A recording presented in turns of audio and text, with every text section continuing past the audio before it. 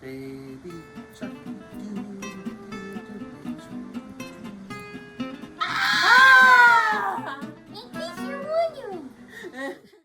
Hey guys, I'm Chris, and notice that right now I'm alone except for Riley. Riley is joining me here on the couch, but I've also got my good buddy here, Ramiro Alexander-Duchesne. I just know him as Ramiro. He's a buddy of mine that we both teach English at the same school, but he's also done something pretty cool. He's recently published Beyond the Sky. And so he asked if you could join us here for the podcast. And while we don't normally do book reviews, one of the perks of being my friend is you get a free plug for your book when you do something pretty awesome. Ooh. So Ramiro, thanks for coming on, in case you were wondering, and I wanted to just give you a chance. What made you write this book in the first place? So I've been wanting to write a book ever since undergrad. I went to USC. USC? Yeah. Right. Woo. Right. And I minored in cinematic arts, so I started writing the screenplay. And my professor told me, this seems like it would be better as a novel. At the time, I was like, I don't want to write a novel. I want to do screenplays. And so he told me, if you're a writer, writers just love to write, no matter what it is. And so I thought, all right, I'll do that. So I wrote over 80,000 words for the first novel, and I tried to read it back, and it was all crap. So I was like, I can't even sit through editing this. Yeah. I abandoned it, and I was like, I'm not a good writer. I'm done, and I just stopped for a while, and then I finally revisited it maybe 5-6 years later, and I found out that I'm supposed to be a sci-fi writer, not melodrama, which is what the first one was. Somebody might have liked that first book that I attempted to write, but this one is someone that I like, and I enjoyed writing it. I enjoyed going back and reading it when I was doing the edits, and I got a lot of positive feedback from it, so I just figured that was the book I was supposed to write. Yeah, that's really cool. They always say that the first pancake is for the dogs, Right. And I think it's true for writing too. That you put your first draft out there, and it's full of crap, right? It's got all the mistakes, spelling, grammar. As somebody who's been doing this for 25 years now, I'm really familiar with that process. Yeah. Like you go into it, and your first draft, your second draft, your third draft, finally though, you end up with something that you really love. I've had a chance to read the book. I really like it. I think your characters are interesting. Your main character that you have here in the book is a guy named Dr. Hendricks. Yes. I know, if you guys haven't noticed his shirt, it's got a guitar on it. Not only are we both English teachers, but we're both guitar enthusiasts, among other things. I'm guessing that you choosing to call your protagonist Dr. Hendricks was no coincidence, right? What was your reasoning behind that? And then we've also talked about the idea that Dr. Hendricks is sort of like an author surrogate, that he kind of represents you. Could you kind of explain that a little bit? Absolutely. So I feel like stories and characters, it's weird. It's almost like they exist in their own reality, and they're searching for that one person in our reality who can tell their story. I don't know how crazy that sounds, right? But it's just, I came up with the name Dr. Hendricks, or was introduced to Dr. Benjamin Hendricks years before I wrote this book, and it was supposed to be for he was the main character of a TV series that I was writing. And, I thought this would be great as episodes. It had nothing to do with Beyond the Sky, completely different, and it was sort of like with that first novel I attempted to write, where it's just, I went back and it was too episodic. There was nothing really pushing it forward. It just wasn't good, But that name, Dr. Benjamin Hendricks, stuck. And obviously I named him Hendricks after Jimi Hendrix because, yes, I love Jimi Hendrix, my favorite guitar player. Of course, I named him Benjamin Hendricks. Hendrix comes from Jimi Hendrix because I'm such a Jimi Hendrix fan. But I realized, as I was writing Beyond the Sky, that other story that I had, it was called The Negotiations. I'll maybe go back to it later, but that wasn't Benjamin Hendricks' story, And so I gave him this story here, or rather he told me this story, right? So I don't know, and it worked out where I could put a lot of myself into this character, and so it's just I've always been a very cynical, misanthropic person, and I don't know if that's just how I was raised. I honestly think I just came out the womb that way, honestly. Like, just something within me is. There are some people that are like that. Yeah. Ironically, I don't see I you know. Yeah. as a misanthropic person, but you definitely see yourself as that. I did, and I would say as I was writing this book, I mean, really, writing is therapeutic for a lot of people, myself Of included. course. And I think getting all of this out was a really big step for me, like overcoming that misanthropy and just, it's just so, I didn't want, I didn't like being around people.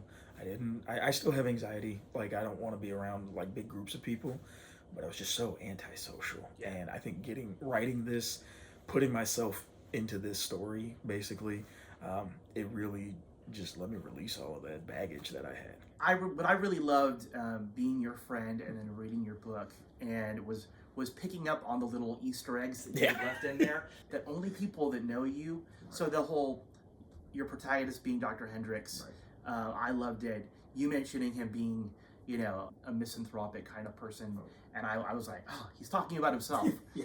I absolutely love that. What a lot of you guys might not realize is that one of the ideas in Beyond the Sky is the idea of conspiracy theories, and specifically the idea of flat Earth. Yes.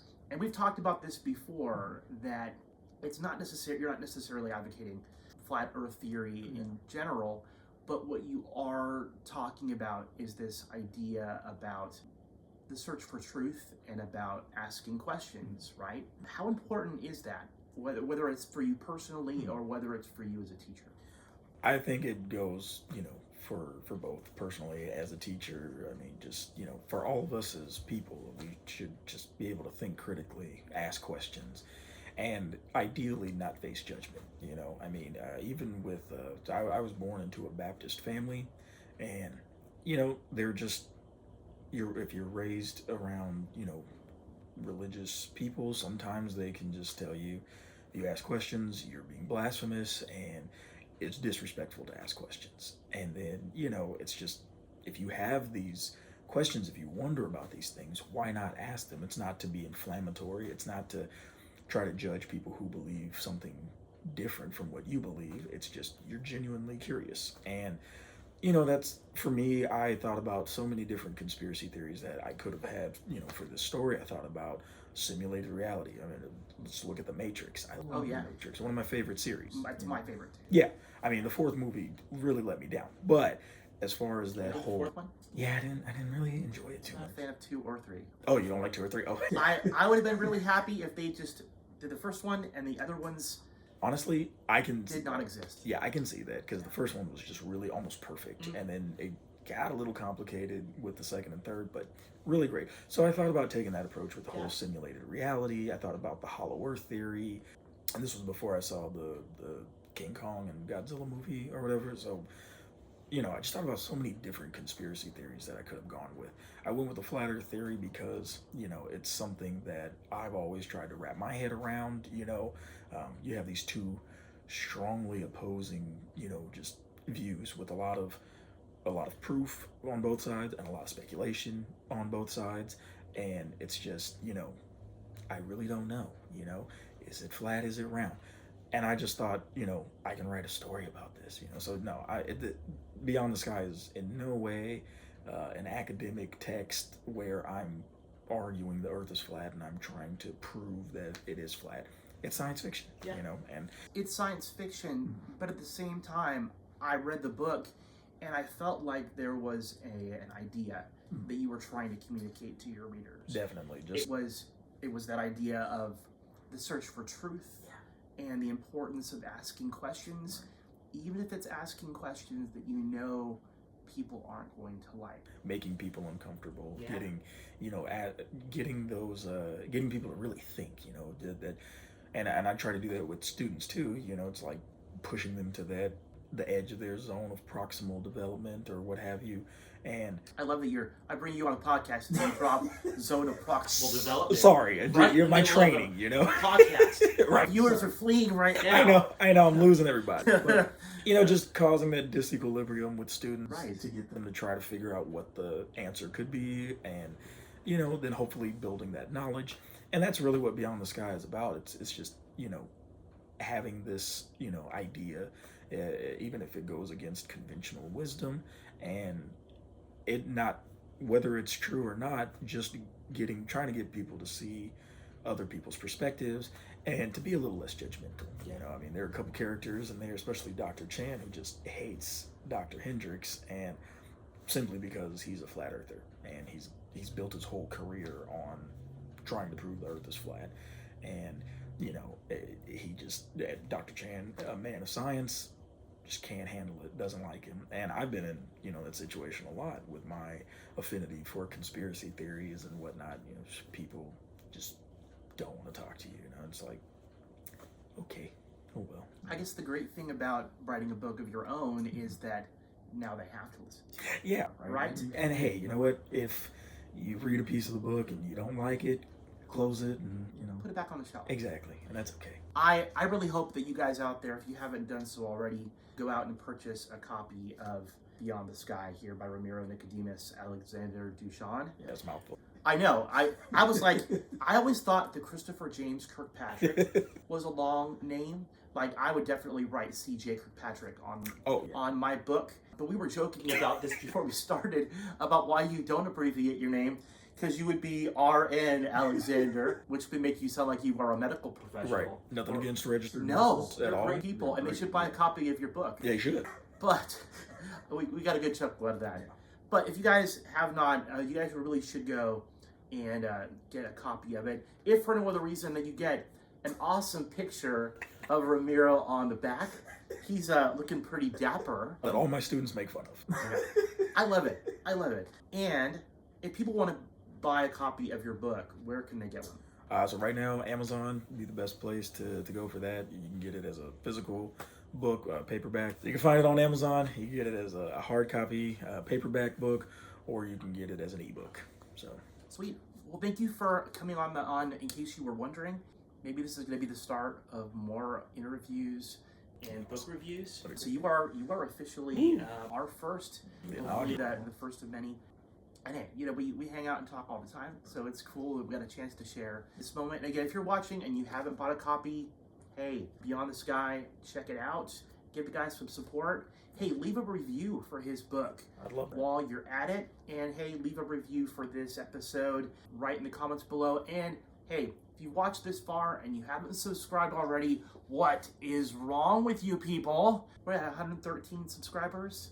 I'd love for you guys to be 114. Hey, thanks for checking out. In case you were wondering, signing off. Adios. In case you were